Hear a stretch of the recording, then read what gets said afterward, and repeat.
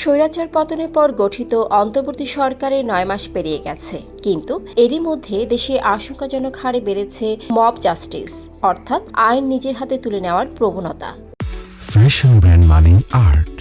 মানবাধিকার সংস্থা human rights support সোসাইটির তথ্য অনুযায়ী এই ৯ মাসে মব জাস্টিসে প্রাণ হারিয়েছেন ১৪৩ জন, আহত হয়েছেন আরও ১৩৯ জন।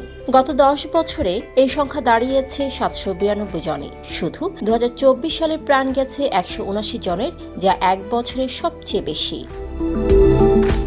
সাম্প্রতিক বেশ কিছু মর্মান্তিক ঘটনার ভিডিও সামাজিক মাধ্যমে ভাইরাল হয়েছে। কেউ গুজবে, কেউ বা সন্দেহে নির্দয় হামলার শিকার হচ্ছেন নিরপরাধ মানুষ।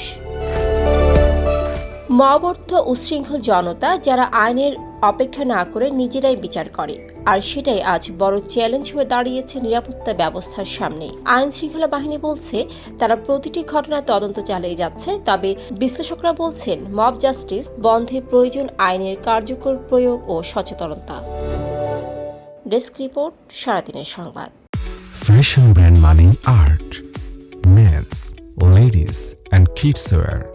Art, be smart.